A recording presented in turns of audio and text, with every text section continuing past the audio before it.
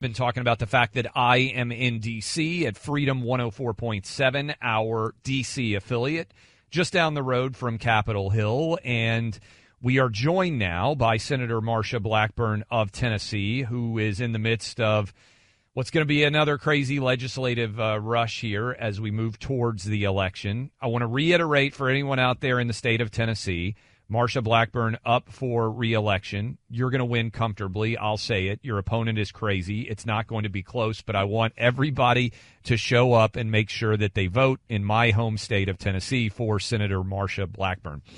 All right, Senator, let's start here. 5.5 months until the election. You're going to win. You don't have to say it. I'll say it for you. Trump is going to win Tennessee. I think that's pretty clear, our home state. What are you seeing in terms of the national political landscape? We've got this crazy trial going on in New York City. How good of a position do you think Trump is in to win nationally? The Senate, so huge for you guys to have the majority back, looking good in West Virginia, looking good in Montana, Ohio, many other battleground states out there. What would be sort of your big picture view as we sit about 5.5 months from the election? One of the things we're hearing from people is immigration, that border. The lack of border security is something that is issue number one. And, of course, Joe Biden bears the responsibility for this. Under President Donald Trump, the border was secured. Biden has let in over 10 million illegal aliens. On top of that, he has given parole status, flying them into the country, over 400,000 of those coming into the country. And these individuals are given work permits, they are given benefits, and people are seeing the uptick in crime in their communities, the human trafficking, sex trafficking, and of course the drug trafficking and fentanyl.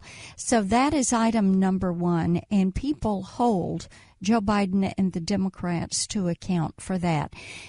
The other thing is inflation. In Tennessee, families are spending about $12,000 per year more than they were spending when Donald Trump left office. And, you know, Joe Biden keeps trying to say inflation was 9% when he took office, but bless his heart, he's just, I mean, you know, some things you just can't. I love when I hear Southern grandma say bless his heart, because you know what's going to come next is going to be devastating. And that was. Buck, have you gotten used to that? I don't know if Florida, they drop the bless his heart or bless her heart very often, but that is the Southern grandpa and grandma line that is about to cut the legs out coming right after that. Oh, I've picked up on this one. I've been the recipient once or twice of a bless his heart, and so I know exactly what's going on. Well, you know you're in trouble, and Joe Biden's in trouble with the American people on this issue of inflation, because when you see the price at the pump up 55%, to heat and cool the house 40%, groceries 25%, rent up over 30%, then it is hitting the pocketbook, and it's those kitchen table economics that are just really doing a number on people. And all across the state, I hear from people every single day about the impact of inflation on their daily lives. So this border and Bidenflation these are things that people are paying close attention to. And Senator Blackburn, I know that you are teaming up with Senator Hagerty on legislation to address violent crime. One of the weaknesses that Democrats have, just as a general matter, is they've shown in recent years, well, for a long time, but particularly in recent years, that they have all the wrong ideas on crime reduction. In fact, a lot of their policies make crime far more prevalent.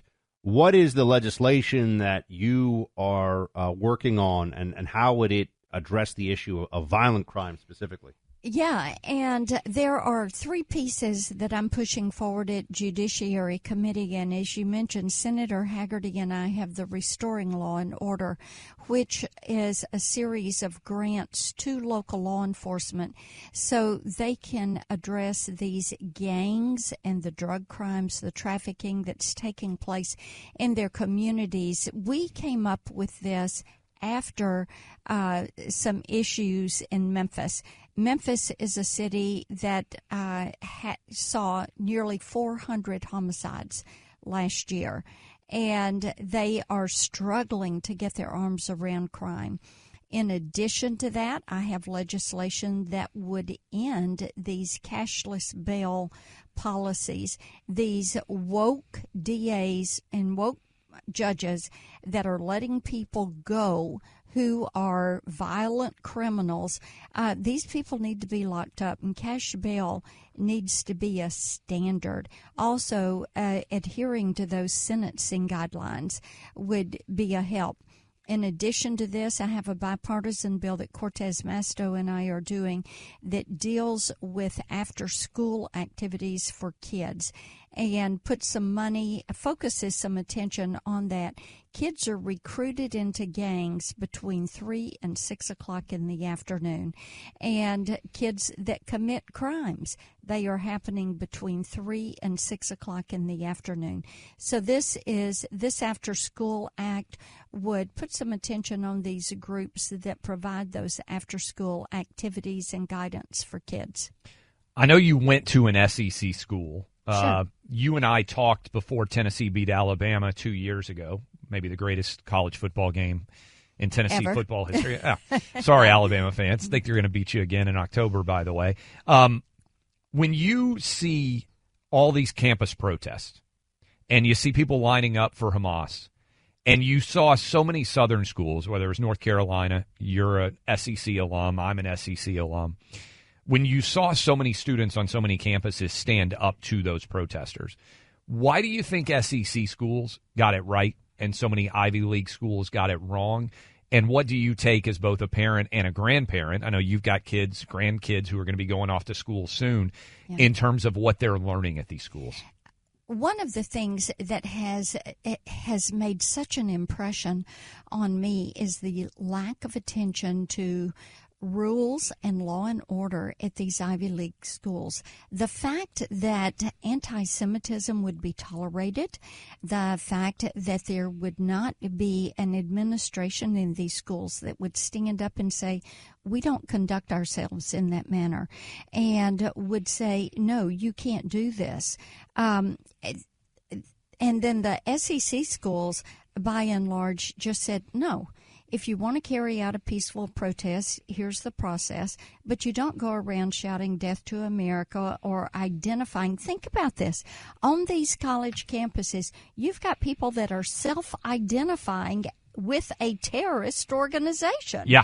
And you've got schools in the South, a lot of these SEC schools, that have just said, no, we are not going to do that. And they didn't put up with it.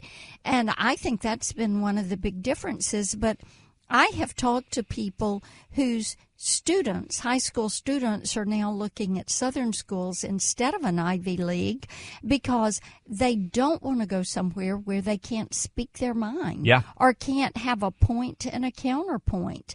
And some of these leftist professors have forgotten that it is robust, respectful, bipartisan debate that has kept this country free.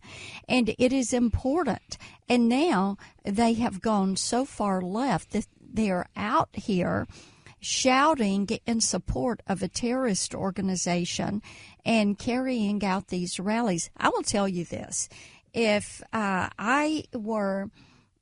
I had that decision to make, any of these students that are on visas, I would yank their visa. I would deport them immediately. If they're getting a federally backed student loan, I would make them ineligible for any kind of loan forgiveness. I would pull that loan.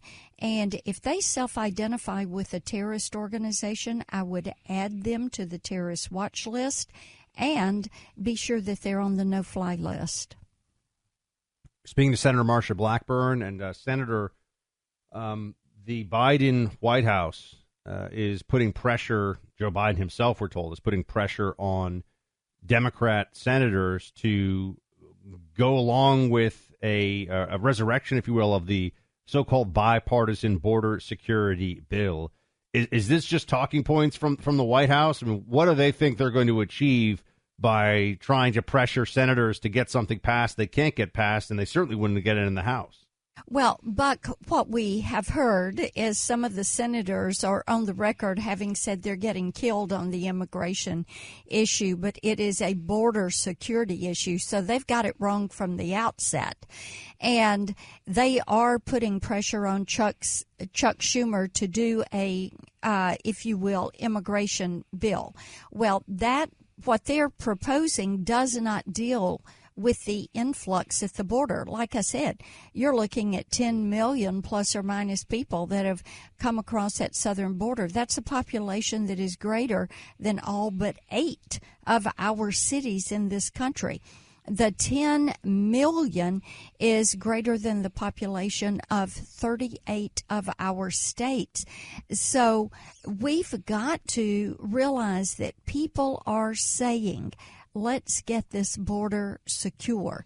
They want to make certain that they stop seeing these impacts. And so now, and in a ploy, what they're doing is saying, okay, let's put a bill out here, and it's kind of a fake immigration bill. And let's put it out here. It's going to be a bad bill. All the Democrats will vote for it. No Republicans will vote for it. Then the bill will go over to the House. The House will do nothing, and we're going to blame all the Republicans. Now, in Chuck Schumer's world, that is the answer to the problem. It is a political situation. But what we know the American people want to see is actually having a border barrier which Border Patrol has told us for years they need that. They want to see that. They want to see better technology on that border. They want to make certain that you're going to stop this flow of drugs and gangs into our country. And they're not seeing that from this administration. You go talk to any sheriff in Tennessee, they will tell you they cannot deal with drugs and crime and gangs until the southern border is secure. We're talking to Senator Marsha Blackburn. I encourage all of you who are in my home state of Tennessee to make sure you get out and vote for her this fall. Senator, we appreciate the time. Appreciate you coming by our D.C. studio. Absolutely. They can keep up with me at marshablackburn.com. Phenomenal. And if you're out there listening and you're applying to schools, SEC schools, not a bad place to be, huh? The best. We'll talk more about that from up here in D.C. In the meantime, I want to tell you, Memorial Day weekend coming up, and we take a minute to remember the sacrifices. The men, the women, their families have all volunteered an entire day where we talk and support those who protected and defending our freedoms. Pure Talk is a veteran-run company and a company that continues to support our military, and they're partnering with an organization, America's Warrior Partnership, to help prevent veteran suicide. Sergeant First Class Nita, one military veteran who has received needed help from America's Warrior Partnership. Before Sergeant Nita ended her 15 years of service with the Army, she found out she was pregnant with a second child. A few months later, she was laid off from her civilian job. Amidst her pregnancy, her unemployment was soon cut off, and the compensation she received from the VA wasn't enough to take care of her family and survive with. Bills began to pile up. She was at her wit's end. That's when America's Warrior Partnership stepped in with much-needed financial and emotional support. She's forever grateful for their help at the right time, and you can help impact a veteran's life too. When you switch your cell phone service to Pure Talk before the end of the month, you'll be helping to support America's Warrior Partnership, and you'll be helping vets like Nita. Choose a wireless company who supports this great cause with plans from just $20 a month for 5G service. It's a no-brainer. Dial pound 250, say Clay and Buck, and Pure Talk's U.S. customer service team will help you make the switch. That's dial pound 250, say Clay and Buck today.